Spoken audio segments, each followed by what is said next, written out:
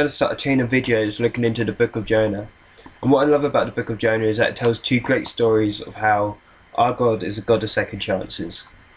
So Jonah was a prophet around the time of King Jeroboam II, which we know from 2 Kings 14:25. Many scholars believe that the Book of Jonah is an allegory or a parable. So it basically didn't happen, but I don't believe this. I believe this book is history. I believe it's fact for two reasons. Because we know Jonah's a real person, because 2 Kings 14:25 declares that, and 2 Kings is one of the history books of the Bible.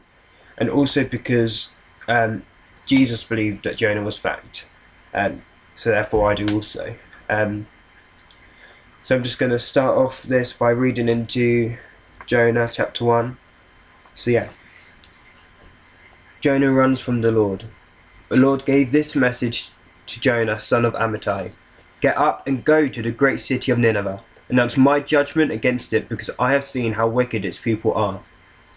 But Jonah got up and went in the opposite direction to get away from the Lord. He went down to the port of Joppa, where he found a ship leaving for Tarshish. He bought a ticket and went on board, hoping to escape from the Lord by sailing to Tarshish. But the Lord hurled a powerful wind over the sea, causing a violent storm that threatened to break the ship apart. Fearing for their lives, the desperate sailors shouted to their gods for help, and threw the cargo overboard to lighten the ship. But all this time Jonah was sound asleep down in the hold. So the captain went down after him. "How can you sleep at a time like this?" he shouted. "Get up and pray to your God.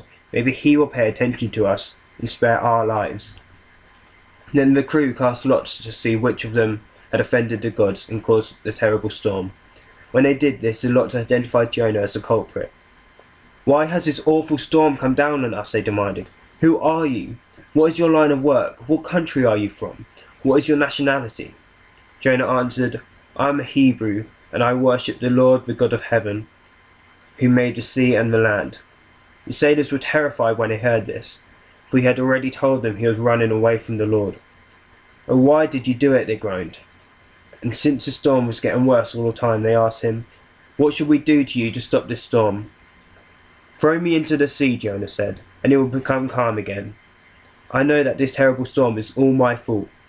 Instead, the sailors rowed even harder to get the ship to land, but the stormy sea was too violent for them, and they couldn't make it. Then they cried out to the Lord, Jonah's God. "O Lord," they pleaded, "don't make us die for this man's sin, and don't hold us responsible for his death. O Lord, you have sent this storm upon him for your own good reasons." Then the sailors picked Jonah up and threw him into the raging sea, and the storm stopped at once. The sailors were awestruck by the Lord's great power, and they offered him a sacrifice and vowed to serve him. Now the Lord had arranged for a great fish to swallow Jonah, and Jonah was inside the fish for 3 days and 3 nights. So this book kind of opens up with a bit of a difference, really, because Jonah decides not to go to Nineveh. He decides he isn't going to go and do what God has called him to do, which is not how most of the other prophetic books start. And a reason that people think that Jonah doesn't want to go to Nineveh, because he knows that it's one of his own country's greatest threats. He knows what the people there are like. And for Jonah to go into Nineveh is for like one of us to go into a war zone, maybe in Afghanistan, and just declare that God is going to completely destroy them. And that's why he doesn't want to do that. So Nineveh was the capital of Assyria, which was Israel's greatest threat at the time. And Jonah knew that God wouldn't have this prophecy of judgment if he didn't want to save them. And he didn't want the people in Nineveh to be saved. He wanted to see Nineveh burn. But the Lord shows his great power and sovereignty over nature when he sends a great storm. So even though Jonah didn't want to do this, the Lord kind of sent the storm, and Jonah kind of knew that he was doing wrong. And I think one key thing that I kind of picked up from when I was reading this is when Jonah's asleep and the sailors say maybe he will pay attention to us and spare our lives. So they're kind of picking out on the fact that Jonah isn't really paying attention, and they're just like, it's kind of in a bit of a sly comment saying, why aren't you paying attention? Maybe if you prayed, your God will. And we read on, Jonah declares who he is, he's a Hebrew. And then he says, throw me into the sea. So Jonah knew he did it wrong. He did wrong. Jonah knew he was to blame.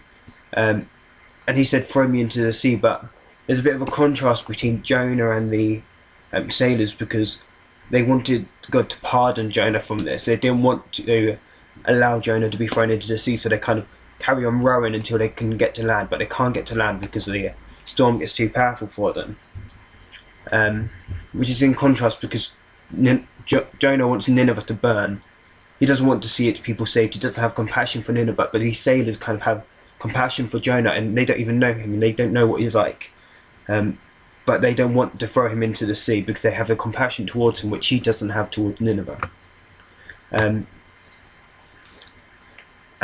eventually, when they knew that they couldn't do anything else, they decided to throw him into the sea. And as the storm stopped, they were awestruck at what God had done. They were quite amazed that God would just stop the storm just like that. And so they offered sacrifices to him and vowed to serve him.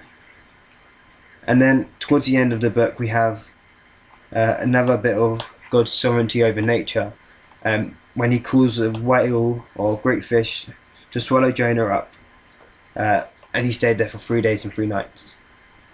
So that's chapter 1. I'm going to look at chapter 2 soon and get into more of how God's a God of second chances, which will be exciting.